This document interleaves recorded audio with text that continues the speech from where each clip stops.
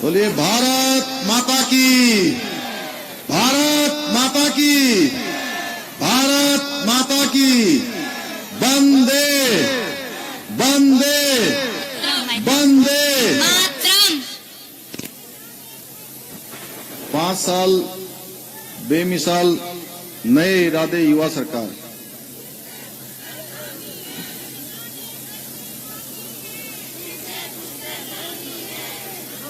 आज इस धन्यवाद।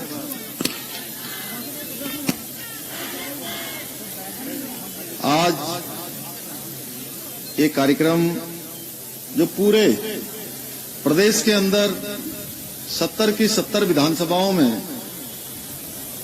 5 साल के सरकार के द्वारा किए गए कामों को लेकर आप सबके सम्मुख मैं कहूंगा कि एक तरह से रिपोर्ट कार्ड या अभी तक जिन जिन कामों के लिए जो प्रयास किए गए हैं सरकार के द्वारा, उन सभी को लेकर आज एक जन मिलन का कार्यक्रम सभी विधानसभा क्षेत्रों में हो रहा है।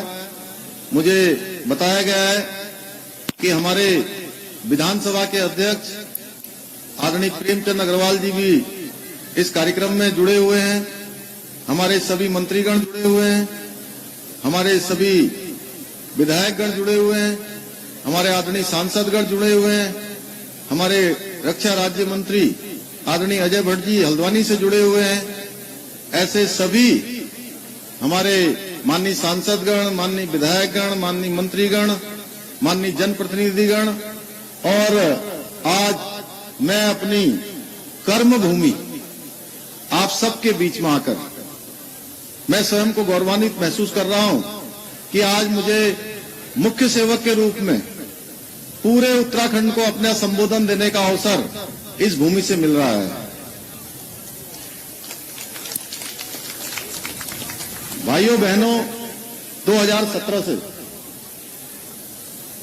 हमारी सरकार चल रही है और ये सरकार माननीय प्रधानमंत्री नरेंद्र मोदी जी के दिशा निर्देशन में और उनके मार्गदर्शन में काम कर रही है। इस सरकार ने पिछले 5 सालों में केंद्र सरकार ने यहां के लिए 1 लाख करोड़ रुपए की धनराशि स्वीकृत की है।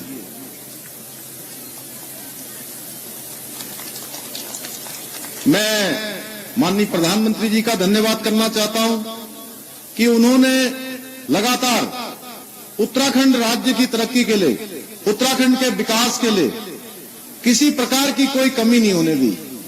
अगर हम सड़कों के क्षेत्र की बात करें तो आप देखते होंगे 2014 में जब माननीय मोदी जी देश के प्रधानमंत्री बने थे, उस समय सड़कों की हालत क्या होती थी।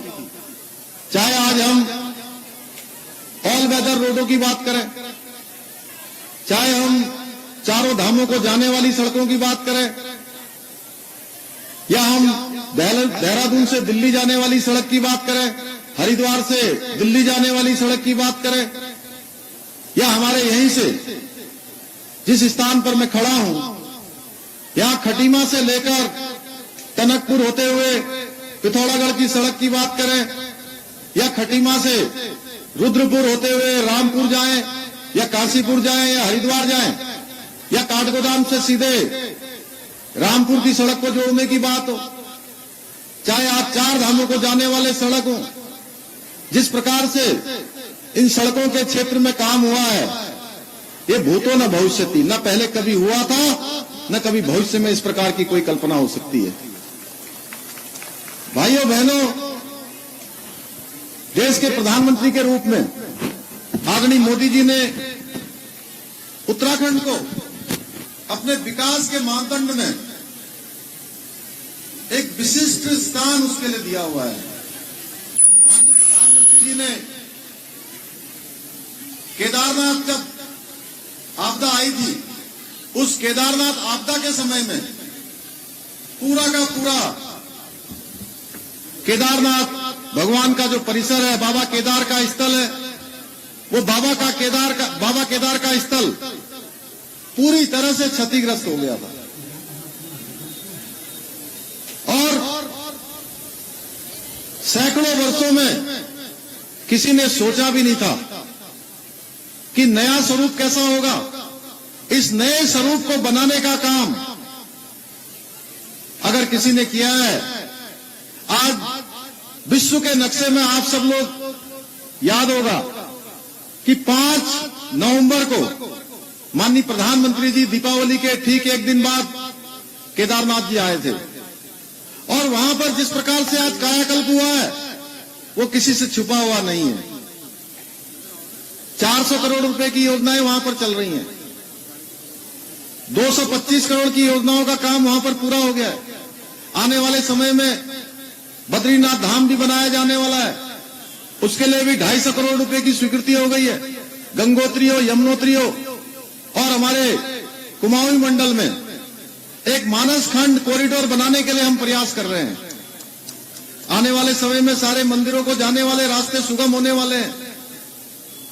चाहे यहां से लेकर लिपुलोक तक जाने वाला सड़क हो, चाहे हमारा कर्णप्रयाग से हल्द्वानी को जोड़ने वाला सड़क हो, सारे सड़क भारतमाला श्रृंखला के अंतर्गत प्रस्तावित किए जा चुके हैं। अभी 2 दिन पहले 3 दिन पहले हमारे देश के सड़क परिवहन मंत्री जी खटीमा आए थे। उस दिन उन्होंने कहा कि आने वाले समय में जो कैलाश मानसरोवर यात्रा है वो हमारी इसी खटीमा मार्ग से सीधे कैलाश मानसरोवर तक की यात्रा होगी। आज हम चाहे रेलवे की बात करें, ऋषिकेश कर्णप्रयाग रेल लाइन एक सपना हुआ करती थी, आज वो सपना साकार हो रहा है। बीच पहाड़ों के बीच में से रेल पहाड़ को जा रही है और 2024 तक कर्णप्रयाग से ऋषिकेश रोड रेल से आएंगे। जहां के बच्चों के लिए मैं आपको बताता हूं कि पिछले कुछ दिनों पहले, आज से 3 साल पहले, देवाल जो हमारा चमोली जिले का एक ब्लॉक है और उससे आगे भी एक गांव है घेस, उस घेस गांव के बच्चे देहरादून में आए थे। हमारे एसएसपी साहब जानते हैं घेस और देवाल ब्लॉक का एक गांव है घेस। तो उस गांव के बच्चे देहरादून आए हुए थे। तो मैंने उन बच्चों से पूछा कि आप लोग क्या क्या देखने यहां आए हो। तो बच्चों ने कहा कि हम एफआरआई देखना चाहते हैं देहरादून में, हम सर्वे ऑफ इंडिया देखना चाहते हैं, हम ओएनजीसी की बिल्डिंग देखना चाहते हैं, हम आईआईपी देखना चाहते हैं, हम इंडियन मिलिट्री एकेडमी आईएमए देखना चाहते हैं। इसके साथ साथ राजभवन, विधानसभा, मुख्यमंत्री आवास, ये सब हम देखना चाहते हैं। और उन्होंने कहा हम रेल भी देखना चाहते हैं। बैठ जाइए, हम रेल भी देखना चाहते हैं। तो मैंने कहा आप लोगों ने कभी रेल नहीं देखी? बोले हमने रेल प्रत्यक्ष रूप से नहीं देखी है, टेलीविजन पर हमने रेल देखी है। आज भी हमारे बहुत सारे गांव के ऐसे बड़े बुजुर्ग होंगे जिन्होंने रेल भी नहीं देखी होगी प्रत्यक्ष रूप से। तो उनके लिए सपना था। आज 125 किलोमीटर की जो रेल लाइन है वो पूरी तरह से बनकर तैयार हो रही है। 2024 तक पूरी बनकर तैयार हो जाएगी। इसी प्रकार से हमारे यहां टनकपुर से बागेश्वर रेल लाइन की मांग बहुत लंबे समय से थी। 30-40 वर्षों से लोग इसके लिए संघर्ष कर रहे थे कि रेल लाइन बननी चाहिए। वो रेल लाइन भी अभी प्रधानमंत्री जी ने कहा है कि ये हमारा संकल्प है कि टनकपुर से बागेश्वर रेल लाइन जाएगी। अब 155 किलोमीटर की यात्रा बागेश्वर के लोग टनकपुर से होते हुए यहां तक करेंगे, पहाड़ों तक जाएंगे। इसी प्रकार से एम्स हमारा ऋषिकेश का काम कर रहा है। स्वास्थ्य के क्षेत्र में बहुत तेजी से काम हो रहा है। ऋषिकेश का एम्स हजारों लोगों को रोज अपनी सेवाएं देने का काम करता है। इसके साथ साथ इस कुमाऊं मंडल के लिए भी एम्स का एक सैटेलाइट सेंटर खोले जाने की स्वीकृति भारत सरकार ने दे दी है।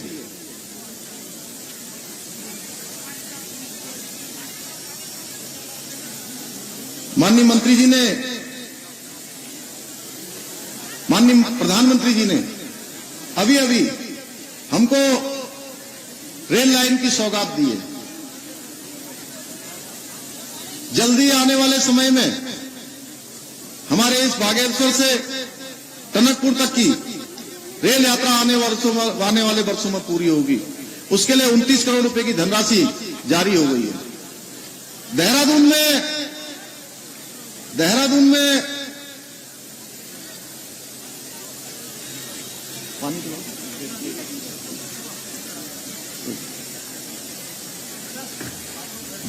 में जो हवाई अड्डा है, वो हवाई अड्डा अंतर्राष्ट्रीय स्तर का बनाया जा रहा है।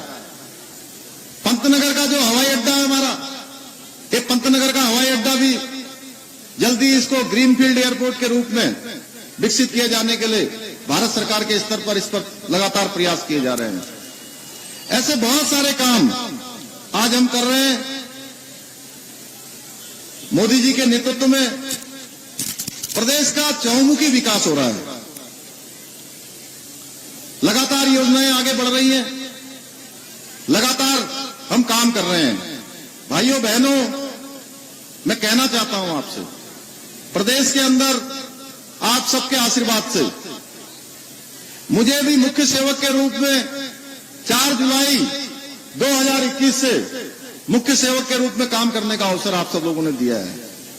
मेरे महान खटीमा की जनता ने मुझे यहां से लगातार सेवा का अवसर प्रदान किया। मेरे पार्टी के केंद्रीय नेतृत्व ने मुझे मुख्य सेवक के रूप में काम करने का अवसर प्रदान किया। 6 महीने पूरे हो गए 4 जुलाई को। हमने एक एक पल और एक एक क्षण अगर किसी काम में लगाया है तो वो केवल और केवल अपने उत्तराखंड के 1 करोड़ 25 लाख भाई बहनों के लिए लगाया है।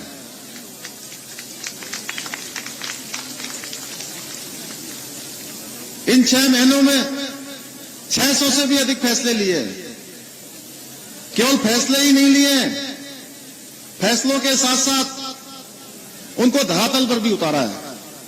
केवल घोषणाएं नहीं करी हैं, जो भी हमने प्रादेशिक स्तर पर घोषणाएं की हैं, उन सारी घोषणाओं के शासनादेश निकाले हैं। उनका सबका हमने वित्तीय प्रबंधन किया है और वित्तीय प्रबंधन करके उनको धरातल पर उतारने की हमने प्रक्रिया को जारी किया है। भाइयों बहनों, उत्तराखंड में आज आपकी सरकार है। युवा शक्ति और ऊर्जा से भरपूर जो माननीय प्रधानमंत्री जी के मार्गदर्शन में लगातार काम कर रही है। उत्तराखंड की जो युवा शक्ति है, वो आने वाले समय में उत्तराखंड का भाग्य बदलेगी और ये युवा हमारे विकास के वाहक बनेंगे, प्रगति के वाहक बनेंगे, गति के वाहक बनेंगे, उन्नति के वाहक बनेंगे। हर क्षेत्र में उत्तराखंड आगे होगा। हमने इन सब बातों को ध्यान में रखते हुए 4 जुलाई को जब शपथ लेने के बाद मैंने सबसे पहले कोई काम किया तो हमारी सरकार ने निर्णय लिया कि 24,000 पद जो हमारे सरकारी नौकरियों में रिक्त हैं, उन 24 के 24,000 पदों पर हम नियुक्ति की प्रक्रिया प्रारंभ करेंगे। और मुझे बताते हुए बड़ी खुशी हो रही है कि इस दौरान हमने रात दिन एक करके हमारे लोक सेवा आयोग के लोगों ने भी, अधीनस्थ सेवा चयन आयोग के लोगों ने भी, हमारे सभी विभाग के लोगों ने भी लगातार ताबड़तोड़ उसमें बैटिंग करके आज सारे ही पदों पर भर्ती की प्रक्रिया प्रारंभ कर दी है। इसी प्रकार से पिछले कई सालों से पुलिस विभाग की भर्तियां बंद थी। उस पुलिस विभाग की भर्तियों को भी हमने खोलने का काम किया है। 1734 पद पुलिस विभाग के हमने निकाल दिए हैं, जिन पर भर्ती की प्रक्रिया प्रारंभ हो गई है। भाइयों बहनों, अभी मैंने 15 अगस्त 2021 को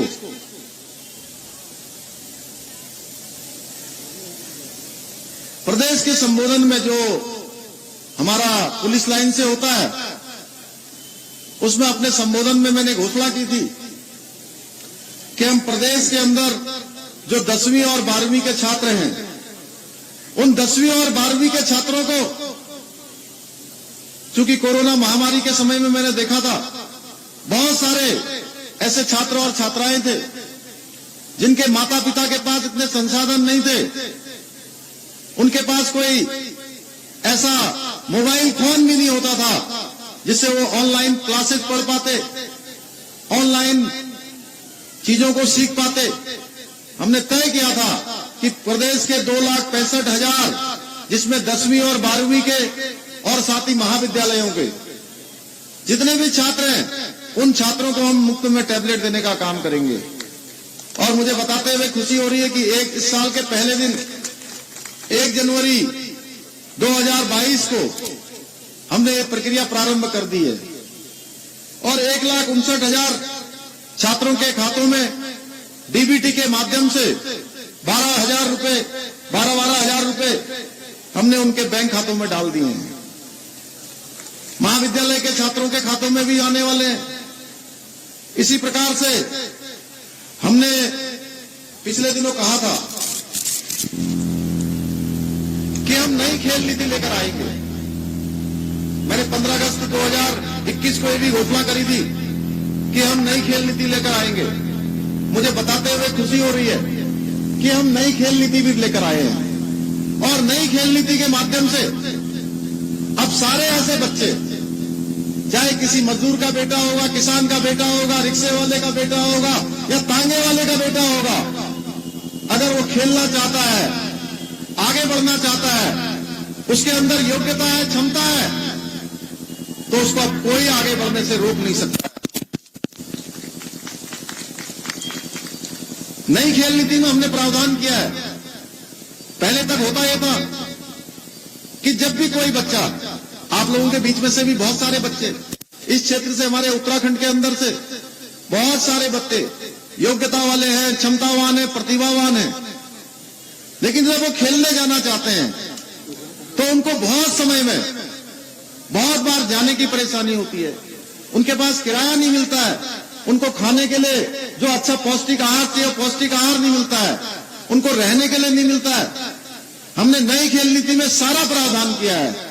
मैंने देखा है कि जब कोई बच्चा अच्छा खेलता है और अच्छा खेलने के बाद वो कोई पदक लेकर आता है, राष्ट्रीय स्तर पर, अंतर्राष्ट्रीय स्तर पर अच्छा प्रदर्शन करता है, तो उसको इनाम देने वालों की लाइन लग जाती है।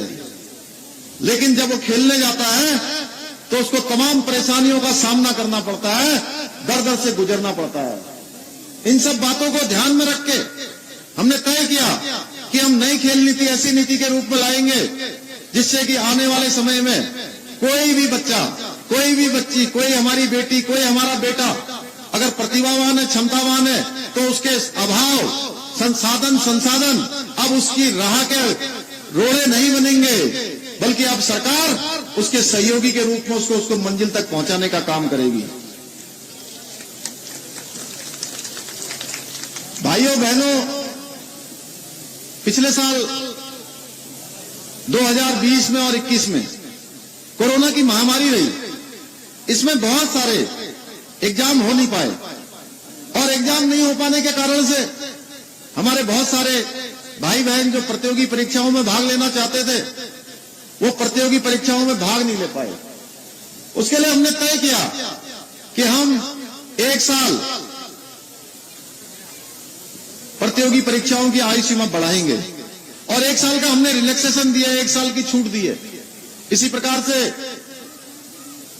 जो प्रतियोगी परीक्षाएं हैं, लोक सेवा आयोग की आने वाली प्रतियोगी परीक्षाएं या अन्य प्रतियोगी परीक्षाएं, क्योंकि कोरोना महामारी के समय में सभी को अत्यधिक परेशानियों का सामना करना पड़ा है। उनके माता पिता को भी बहुत सारी जगह पर उनका काम नहीं चल पाया, किसी का व्यापार था, व्यापार नहीं चल पाया, तो उनको फॉर्म भरने के लिए किसी को और देखना न पड़े, कहीं गिड़गिड़ाना न पड़े, हाथ न फैलाना पड़े। इसलिए हमने तय किया, हमारी सरकार ने तय किया कि इस साल जितनी भी प्रतियोगी परीक्षाएं होंगी उन सारी प्रतियोगी परीक्षाओं को हम निःशुल्क करेंगे, उनमें कोई शुल्क नहीं लिया जाएगा। हमारे बहुत सारे भाई बहन जो प्रारंभिक परीक्षा पास कर लेते हैं, आईएएस की, पीसीएस की, पीपीएस की, लोक सेवा आयोग की परिधि में आने वाली एनडीए की, सीडीए की, सीडीएस की, उसके बाद आगे पढ़ने के लिए उनके पास ट्यूशन के लिए, कोचिंग के लिए, अपनी किताबों के लिए अगर माता पिता उसको बहन नहीं कर पाते तो उनको भी किसी की ओर हाथ फैलाने की आवश्यकता नहीं है। उनके लिए भी हमारी सरकार ने तय किया कि हम 50,000 रुपए की व्यवस्था प्रत्येक छात्र और छात्रा के लिए करेंगे। हम लगातार समाज के हर वर्ग का जीवन ऊंचा उठाने का प्रयास कर रहे हैं। इस विकास यात्रा को सर्वस्पर्शी बना रहे हैं। हमने राज्य आंदोलनकारियों का, चूंकि ये खटीमा राज्य आंदोलनकारियों की धरती है, हमने तय किया कि आज जो पति या पत्नी दोनों आश्रितों में से एक भी है, अगर आंदोलनकारी होगा, उनको पेंशन मिल रही होगी तो उनकी पेंशन उनके पति या पत्नी में से देने की हमने व्यवस्था सरकारी रूप से कर दी है। ये घोषणा मैंने 15 अगस्त को की थी, इसका शासनादेश निकाल दिया है। ग्राम प्रधानों का हमने मानदेय बढ़ाया, त्रिस्तरीय पंचायत में काम करने वाले सभी का मानदेय बढ़ाया है, आशा बहनों का बढ़ाया है, हमारी आंगनबाड़ी बहनों का बनाया है। आज मैं यहां आने से पहले आंगनबाड़ी बहनों के डीबीटी के माध्यम से उनके खातों में सीधे बैंक का उनके बैंक के माध्यम से उनके खातों में पैसा डालने का काम करके यहां पर आया हूं। हमने अतिथि शिक्षकों का मानदेय बढ़ाया है, 15,000 से 25 किया है। शिक्षा मित्रों का भी हमने 15,000 से 20,000 किया है। इसके साथ साथ भोजन माताएं, पीआरडी के जवान हैं, हमारे जो वृद्धावस्था पेंशन जो मिलती थी, उस पेंशन को भी हमने अब 1200 से 1500 करने का निर्णय किया है। और पहले यह था कि पहले केवल परिवार में 2 बुजुर्गों में से, बुजुर्ग दंपत्ति में से किसी एक को पेंशन मिलती थी। हमने तय किया, इस बार की हमारी पिछली कैबिनेट में हमने 5 तारीख को तय किया कि आप दोनों को, हमारी सरकार दोनों को पेंशन देने का काम करेगी। बहुत सारे क्षेत्रों में काम किया है। अब मैं बोलूंगा, सरकारी कर्मचारियों का मामला हो, चाहे उपनल कर्मचारियों का मामला हो, चाहे हमारे किसी अन्य सेक्टर में काम करने वालों का हो, सबके लिए हमने कहा कि हम बीच का रास्ता निकालेंगे। और हम बीच का रास्ता निकाल रहे हैं क्योंकि हम चाहते हैं कि उत्तराखंड की तरक्की में सबका योगदान हो। 50 साल से भी अधिक लंबित जो परियोजनाएं हैं, उन परियोजनाओं को भी स्वीकृति की ओर ले जा रहे हैं, उनको भी स्वीकृति मिल रही है। इसका उदाहरण है अभी लखवाड़ जो योजना है हमारी, पिछले कई वर्षों से लटकी हुई थी। प्रधानमंत्री जी जब देहरादून आए थे, मैंने उनसे अनुरोध किया था कि लखवाड़ की योजना को स्वीकृति मिलनी चाहिए। मैं प्रधानमंत्री जी का धन्यवाद करना चाहता हूं कि उन्होंने लखवाड़ जो योजना बहुत सालों से लटकी हुई थी, उस योजना को स्वीकृति प्रदान की। उसका भी अभी शिलान्यास हो गया है। ऐसे तमाम क्षेत्रों में काम हो रहा है। भाइयों बहनों, बोलने के लिए बहुत चीज है। अगर बोलते रहो तो मैं कई घंटे इसके लिए कम पड़ेंगे। मैं आपसे कहना चाहता हूं, अभी किसी पत्रकार ने मुझसे पूछा एक दिन, आप खटीमा से ही चुनाव लड़ेंगे? अब मैंने उस दिन भी कहा कि मेरी आत्मा, मेरा दिल, और मैं मुख्य सेवक बनने के बाद जितनी बार खटीमा आया हूं, शायद ही कोई मुख्यमंत्री उतनी बार अपने क्षेत्र में जाता होगा। इस क्षेत्र में नहीं आया था तो मैंने यहां कार्यक्रम करने वालों से पूछा कि इस बार मैं चटिया आऊंगा और बिछुआ से बैठ जाओ भी अलग से बात करेंगे।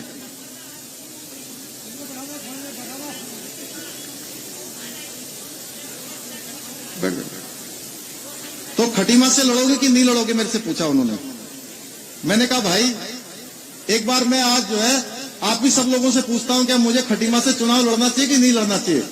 जरा एक बार आप लोग देखें उधर से, दोनों हाथ उठा के बता दीजिए कि लड़ना चाहिए कि नहीं। मेरे पत्रकार भाइयों जरा पीछे की तरफ देख लीजिए जरा आप।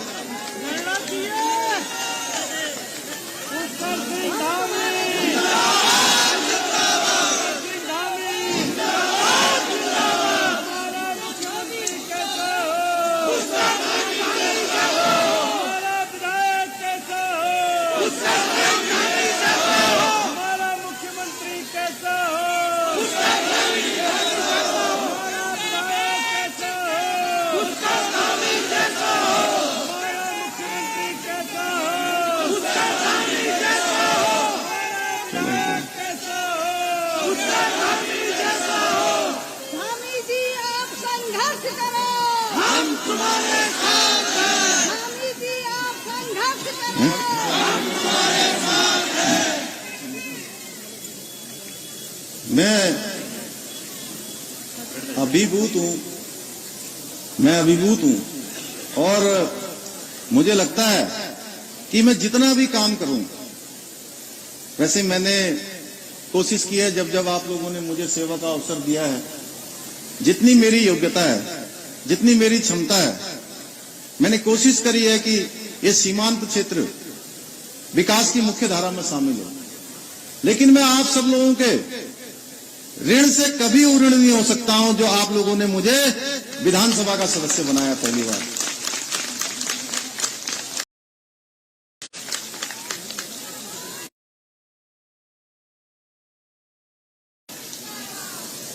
हर बार मैं देखता हूं जब भी कोई अवसर आया, अफवाहें बहुत चलती हैं, बहुत प्रकार की बातें चलती हैं, लेकिन मुझे अपनी यहाँ की माताओं में, बहनों में, यहाँ के बड़े बुजुर्गों में, यहाँ के नौजवानों में, यहाँ के बच्चों में हमेशा एक वो भाव दिखाई देता है। जब मैं पहली बार विधानसभा के चुनाव के लिए खड़ा हुआ था, उस दिन नामांकन करने जब मैं जा रहा था, तो मैं लोहिया हेड के पास जब पहुंचा, कुंवर साहब, जब मैं लोहिया हेड के पास पहुंचा और मुझे पहले इतनी बड़ी भीड़, कभी इतने लोग पीछे मुझे कभी दिखाई नहीं दिए।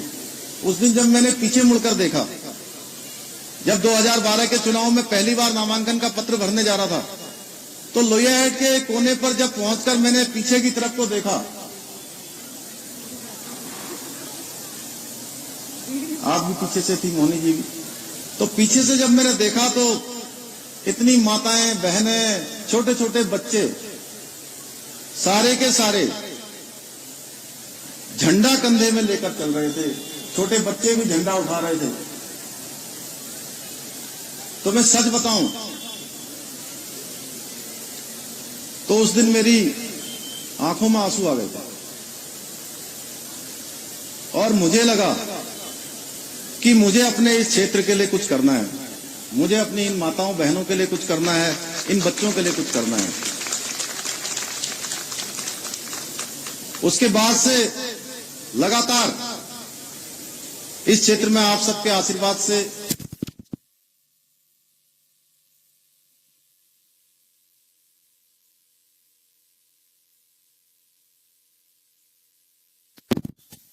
आने वाले समय में एक शिक्षा के हब के रूप में जाना जाए, ये शिक्षा का एक सेंटर बने, उसको लेकर हमने लगातार इस क्षेत्र में काम किया और आप सबके सहयोग से, आप सबके आशीर्वाद से मुझे बताते हुए खुशी हो रही है कि हर क्षेत्र में हमारे यहाँ पर आज काम हुआ है।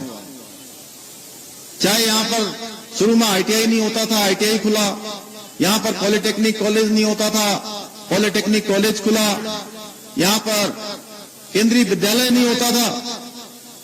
और जब मैं केंद्रीय विद्यालय खोलने की बात करता था तो बहुत सारे लोग, मैं किसी का नाम नहीं लेना चाहता हूं, जिन्होंने अपने समय में कोई काम किया नहीं, लेकिन जब मैं उनसे कहता था कि यहां केंद्रीय विद्यालय खोलना है तो कहते थे कि अरे पुष्कर सिंह धामी ये फालतू की बात करता है, कहां से यहां केंद्रीय विद्यालय खुल जाएगा, यहां इसके लिए मानक नहीं है।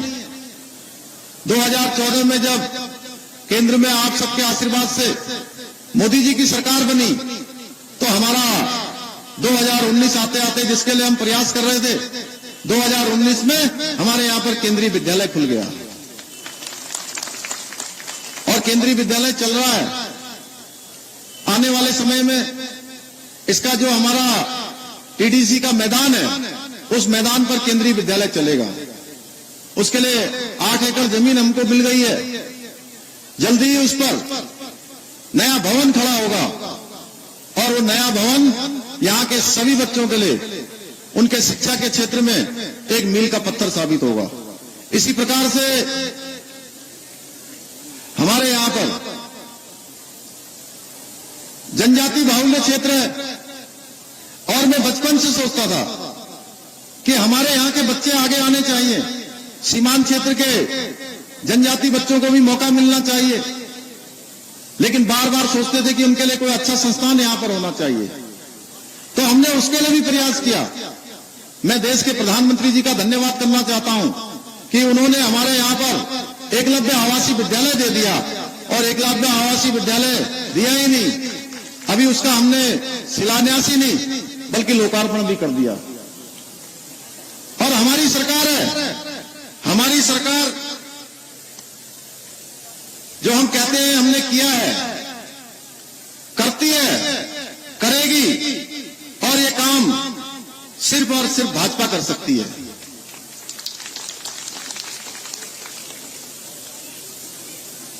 आपने देखा होगा यहां पर हमारे सैनिक भाई बंधु बहुत बड़ी संख्या में, क्योंकि मैं भी एक सैनिक का बेटा हूं।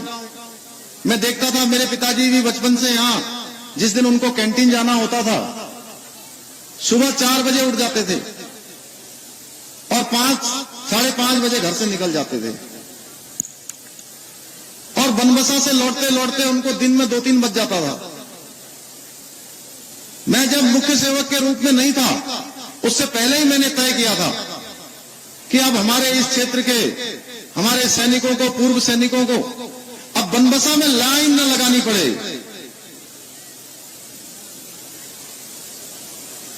ज्यादा उनको भाग दौड़ न करनी पड़े, उनको खटीमा में ही ये सब सुविधाएं मिलनी चाहिए। तो आप सबके आशीर्वाद से आज खटीमा में कैंटीन भी खुल गई है और कैंटीन के लिए जगह भी मिल गई है। उसके लिए 7 करोड़ रुपए की धनराशि भी जारी हो गई है। खेल का स्टेडियम यहां पर बन गया है। बाईपास यहां पर लंबे समय से लोग कहते थे बाईपास नहीं बनेगा, अब कुंवर साहब आपका तो बढ़िया हो गया, आपके घर के पास से बड़ा नेशनल हाईवे निकलेगा, पांडे जी के पीछे से निकलेगा। उसके बारे में भी लोग कहते थे नहीं होगा। ऐसे बहुत सारे काम हैं आपके बगल में। आज मैं ये भी बताना चाहता हूं, जिस रोड से मैं यहां आया हूं अभी, उस रोड से इसको हमने स्टेट हाईवे 70 घोषित किया है। 54 किलोमीटर का स्टेट हाईवे है और ये स्टेट हाईवे हमारा झनकट से जसारी, सबौरा, द्यूरी, बिरिया मझोला, श्रीपुर बिछुआ, बगिया घाट, नौगवानाथ, बिजपुरी होते हुए चकरपुर तक आएगा यहां से। और उधर से हमारा चकरपुर गन्ना सेंटर से जाएगा, लालकोठी, उधर लोहिया है, नगरातराई, झनकैया होते हुए सीधे वहां पर निकलेगा चारू बेटा फैक्ट्री के पास, और वहां से 17 मील होते हुए नौसार, प्रतापपुर होते हुए नानक सागर कॉलोनी में निकलेगा। ये 54 किलोमीटर का स्टेट हाईवे हमने पहले ही हमारी सरकार ने घोषित कर दिया था। आने वाले समय में ये स्टेट हाईवे अभी माननीय गडकरी जी ने उसको भारतमाला श्रृंखला से बनाए जाने की घोषणा कर दी है और जल्दी उसके लिए धनराशि जारी होगी। भाइयों बहनों, चूंकि बोलने के लिए मेरे पास बहुत है, खटीमा के बारे में बोलूंगा तो मैं खटीमा के बारे में कई घंटों बोल सकता हूं। जैसे कोई बहुत सारे मेरे मित्र ये सोचते हैं कि अब मैं थोड़ा मेरा उतना आना जाना नहीं है, लेकिन मुझे एक एक गली याद है, एक एक जन याद है, सब जो योजनाएं हमने शुरू की थी वो सारी याद है। और मैं आपको बताऊं कि हमने 3-4 लोग इस क्षेत्र के लिए लगा रखे हैं, लेकिन उसके बाद भी मैं स्वयं समीक्षा करता हूं कि कौन सा काम हो गया, कौन सा नहीं हुआ, कौन सा घोषणा में आया, कौन सा नहीं आया, किसके लिए धनराशि जारी हो गई, किसके लिए नहीं हुई, कौन सी आधी हुई है, कौन सी पूरी हुई है। इसलिए मैं इसमें ज्यादा नहीं बोलूंगा, क्योंकि आज ये कार्यक्रम पूरे प्रदेश का चल रहा है।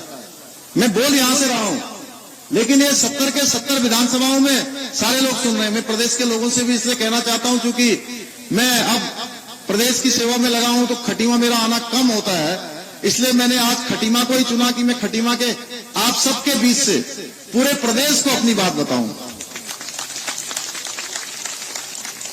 भाइयों बहनों, एक तरफ मोदी जी के नेतृत्व में आज पूरा देश आगे बढ़ रहा है। आज दुनिया के अंदर भारत का मान सम्मान और स्वाभिमान बढ़ रहा है। आज चाहे धर्म की पताका फैलाने की बात हो या संस्कृति की बात हो, हर क्षेत्र में हम आगे बढ़ रहे हैं। चाहे आज सेना की बात हो, सेना के मनोबल को बढ़ाने की बात हो, चाहे गलवान का संघर्ष हमने देखा है, चाहे म्यांमार की घटना देखी है, या हमने हमारी सेना को दुश्मन के घर में जाकर उनको मार गिराने की जो ताकत आज सर्जिकल स्ट्राइक के रूप में हमारी सेना के पास पहले से भी थी, उसको और मजबूत करने का काम किसी ने किया है तो भारत मां के लाल नरेंद्र भाई मोदी ने किया है।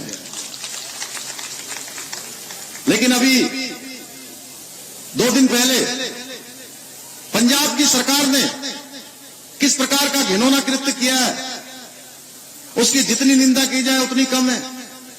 प्रधानमंत्री किसी पार्टी के नहीं होते हैं। प्रधानमंत्री हमारी संवैधानिक व्यवस्था के हेड होते हैं। प्रधानमंत्री एक संस्था होती है और उस संस्था का अपमान लोकतंत्र का अपमान है। उनकी सुरक्षा के साथ इतना बड़ा खिलवाड़, इतनी बड़ी चूक क्या होनी चाहिए? प्रधानमंत्री को आखिर इस प्रकार से करना, उत्तराखंड की जनता कभी इस प्रकार के कृत्य को स्वीकार नहीं कर सकती है।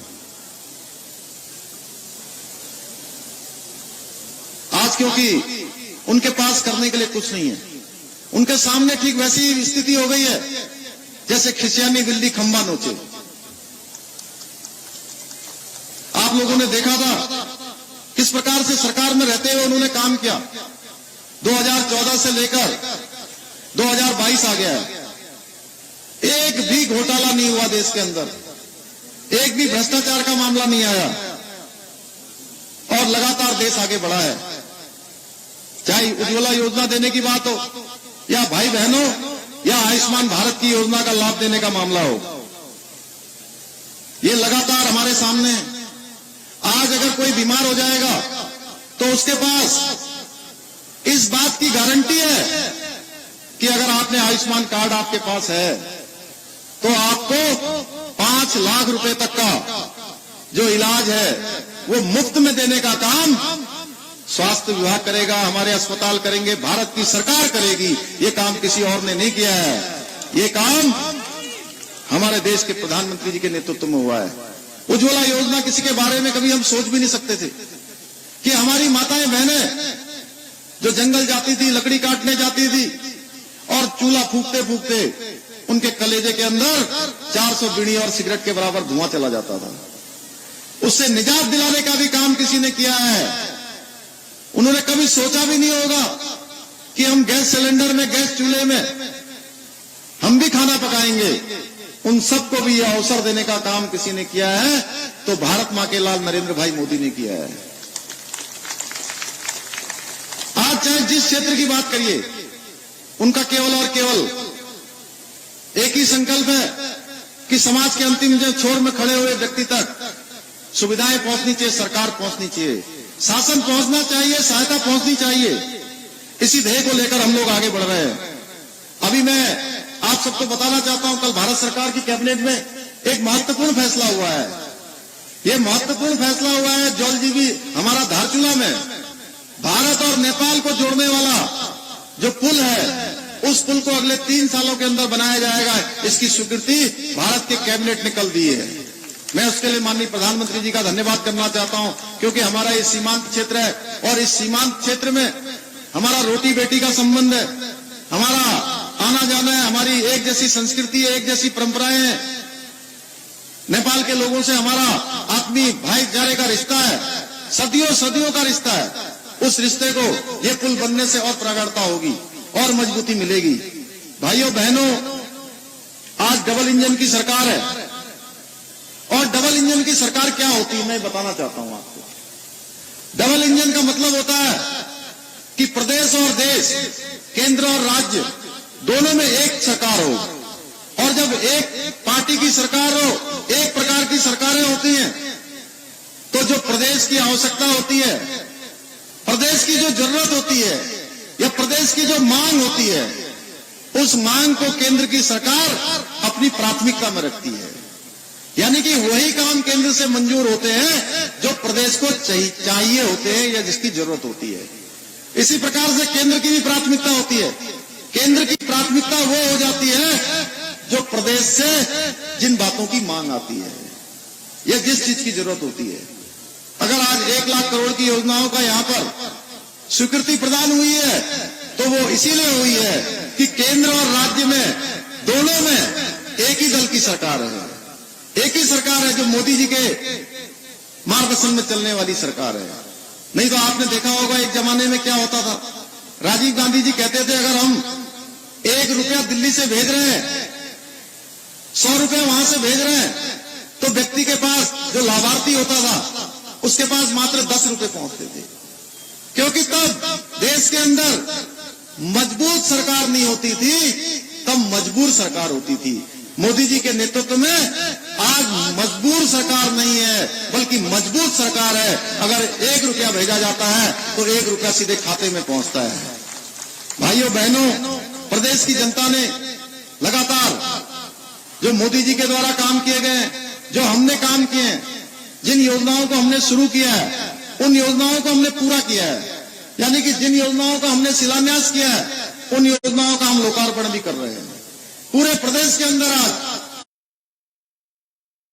ऐसे लोकार्पण के कार्यक्रम 70 की 70 जगह पर हो रहे हैं। भाइयों बहनों, ये यात्रा किसी की निजी यात्रा नहीं है। हमारे मंत्रीगणों की, हमारे विधायक गणों की, हमारे सांसद गणों की, हमारे जनप्रतिनिधि गणों की ये निजी यात्रा नहीं है। ये यात्रा हमारे पूरे उत्तराखंड की सामूहिक यात्रा है और इस सामूहिक यात्रा को गंतव्य तक पहुंचाना है, इस यात्रा को लक्ष्य तक पहुंचाना है। ये यात्रा लक्ष्य तक तभी पहुंचेगी जब हम सब लोग कदम से कदम मिलाकर चलेंगे। और मोदी जी का जो सपना है, मोदी जी का जो विजन है, उन्होंने कहा है कि आने वाला जो दशक है, ये दशक 20 से 30 का दशक, ये दशक उत्तराखंड का दशक होगा। इस उत्तराखंड को दशक बनाने के लिए हम सबको संकल्प लेना होगा। मुट्ठी बांध के हम लोगों को संकल्प लेना होगा कि हम लोग आज यहाँ से सौगंध लेकर जाएं, शपथ लेकर जाएं और एक प्रकार से सौगंध यहाँ से लेकर जाएं कि हम लोग उत्तराखंड का इसको दशक बनाएंगे। इसके लिए हमने बहुत सारे कार्यक्रम शुरू किए हैं, इतने सारे कार्यक्रम शुरू किए हमने। बोधिसत्व जो जिसकी विचारों की श्रृंखला, जिसमें हम बहुत सारे वैज्ञानिक हैं, विभिन्न क्षेत्रों में काम करने वाले शिक्षाविद हैं, विद्वान हैं, समाज के क्षेत्र में काम करने वाले, पर्यावरण के क्षेत्र में काम करने वाले, उन सभी को लेकर हम एक विचारों की श्रृंखला से जो विचार आ रहे हैं उसको रोड मैप के आधार पर तैयार कर रहे हैं। और सारे विभागों को हमने कहा है कि सारे विभाग, उत्तराखंड के जितने भी हमारे विभाग चलते हैं, कि अपना एक 10 सालों का वो रोड मैप बनाकर जो है तैयार करें, जिससे कि आने वाले समय में हम उस रोड मैप के आधार पर जब हमारा उत्तराखंड राज्य 25 वर्ष का होगा, आज हमने 21 वर्ष पूरे किए हैं, और जब हम 25 वर्ष पूरे करें उस समय हम विकास की जो यात्रा है, उस यात्रा में हम देश के श्रेष्ठ राज्यों में से एक राज्य बने। उसके लिए हमको संकल्प लेकर जाना होगा और निश्चित रूप से मुझे विश्वास है कि हमारी ये यात्रा पूरी होगी और हम अपने संकल्प को सिद्ध करेंगे। भाइयों बहनों, हमारे यहाँ पर बहुत सारी परेशानियां भी हैं, भौगोलिक परिस्थितियां हमारी बहुत अलग अलग प्रकार की हैं। हर साल यहाँ पर कहीं पर आपदा आ जाती है, कहीं भूस्खलन हो जाता है, कहीं पर अतिवृष्टि हो जाती है। उन सब के लिए भी हम आने वाले समय में एक अनुसंधान का केंद्र यहाँ खोलने वाले हैं, जो केवल उत्तराखंड के लिए नहीं होगा, वो संपूर्ण देश के लिए भी काम करेगा, उत्तराखंड के साथ साथ अनुसंधान करेगा, जिससे कि इस प्रकार की जो आपदाएं हैं, इस प्रकार की अतिवृष्टि है, उनसे भी हम निपटने में सक्षम हो। आज के अवसर पर मैं पुनः आप सब लोगों से कहना चाहता हूं कि आप सबके आशीर्वाद से, पूरे उत्तराखंड वासियों के आशीर्वाद से, 1 करोड़ 25 लाख भाई बहनों के आशीर्वाद से हमारी ये यात्रा गंतव्य तक पहुंचेगी। आपका आशीर्वाद जैसे हमको मिलता रहा है, हमारी पार्टी को मिलता रहा है, माननीय मोदी जी के साथ जिस प्रकार का आपका समर्थन है, वो समर्थन जारी रहेगा। तो हमारा भाव है कि हम उत्तराखंड को हिंदुस्तान का नंबर 1 राज्य बनाना चाहते हैं।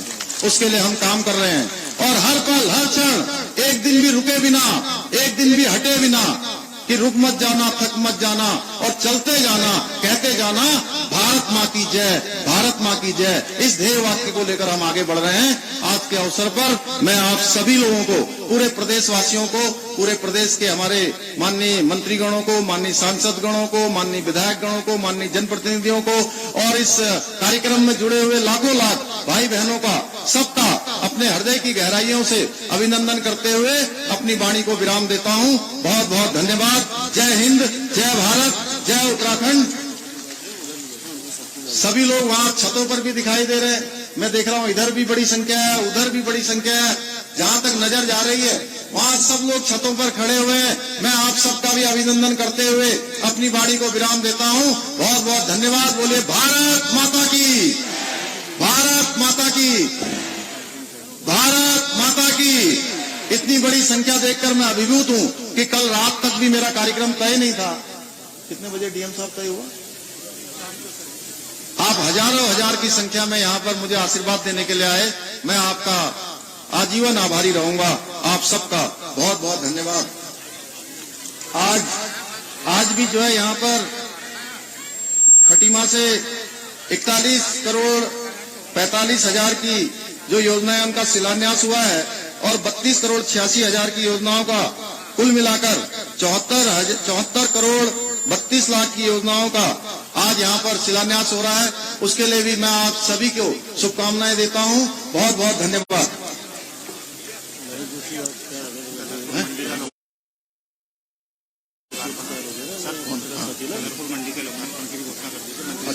चले गए?